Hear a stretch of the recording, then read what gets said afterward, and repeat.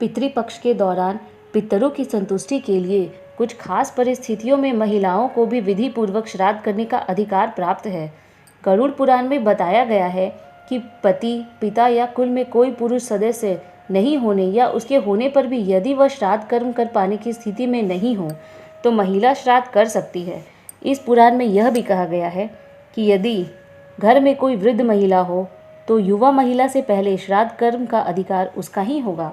शास्त्रों के अनुसार पितरों के परिवार में ज्येष्ठ या कनिष्ठ पुत्र अथवा पुत्रहीन न हो तो नाती, भतीजा, भांजा या शिष्य तिलांजलि और पिंडदान करने के पात्र होते हैं। भारतीय संस्कृति में अश्विन कृष्ण पक्ष पितरों को समर्पित है। यह कहा गया है कि श्राद्ध से प्रसन्न पितरों के आशीर्वाद से सभी प्रकार के सांसारिक भोगों और सुखों की प्राप्ति होती है। आत्मा और पितरों के मुक्ति मार्ग को श्राद्ध कहा जाता है।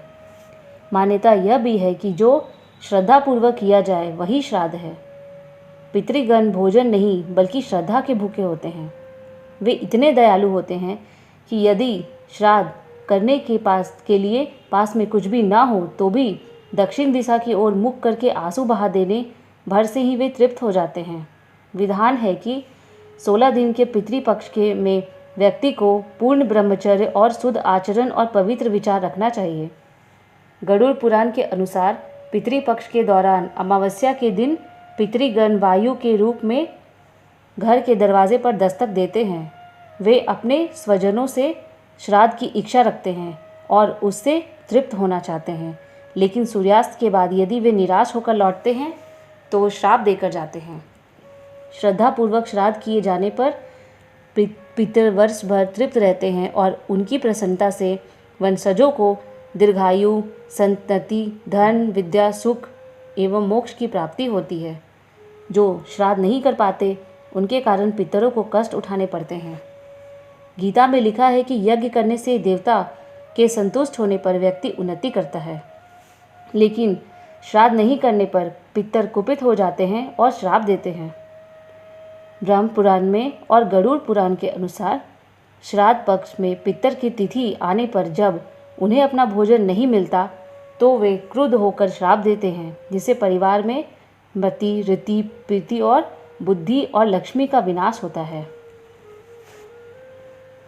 उपनिषद में कहा गया है कि देवता और पितरों के कार्य भी कभी आलस्य नहीं करना चाहिए। पितर जिस योनि में होते हैं, श्राद्ध का अन्न उसी योनि में के अनुसार भोजन बनाकर उन्हें प्राप्त होता है। श्राद्ध जैसे ही पवित्र कर्म में गौ का दूध, दही और घृत सर्वोत्तम माना गया है। धर्मशास्त्र में पितरों को तृप्त करने के लिए जौ, धान, गेहूँ, मूंग, सरसों का तेल, कंगनी, कंचार आदि का प्रयोग बताया गया है। इसमें आम, बहेड़ा, बेल, अनार, पुराना आंवला, खीर, नारियल, फालसा, नारंगी, खजूर, अंगूर, नीलकैत, परवल, चिरौंजी, बेर और जंगली बेर, इंद्र, जौ के सेवन आदि का भी विधान है। तिल को देव अन्न कहा गया है। काला तिल ही वह पदार्थ है जिससे पितर तृप्त होते हैं, इसलिए काले तिल से ही श्राद्ध कर्म करना चाहिए। भारतीय वैदिक वाङ्मय के अनुसार जीवन लेने के पश्चात प्रत्येक मनुष्य पर 3 प्रकार के ऋण होते हैं। पहला देव ऋण, दूसरा ऋषि ऋण और तीसरा पितृ ऋण। पितृपक्ष में श्रद्धापूर्वक श्राद्ध कर्म करके परिजन अपने तीनों ऋणों से मुक्त होकर मोक्ष को प्राप्त करते हैं। महाभारत के एक प्रसंग के अनुसार मृत्यु के उपरांत कर्ण को चित्रगुप्त ने मोक्ष देने से केवल इसलिए इनकार कर दिया था कि उनके ऊपर पितृ ऋण बाकी था। कर्ण ने चित्रगुप्त से कहा, मैंने अपनी सारी संपदा सदैव दान पुण्य में ही समर्पित कर दी है, फिर मेरे ऊपर यह कैसा ऋण बाकी है। चित्रगुप्त ने बताया कि उन्होंने देव ऋण और ऋषि ऋण तो चुका दिया है, लेकिन उन पर अभी भी पितृ ऋण बाकी है। जब तक वह इस ऋण से मुक्त नहीं होंगे उन्हें मोक्ष की प्राप्ति नहीं होगी।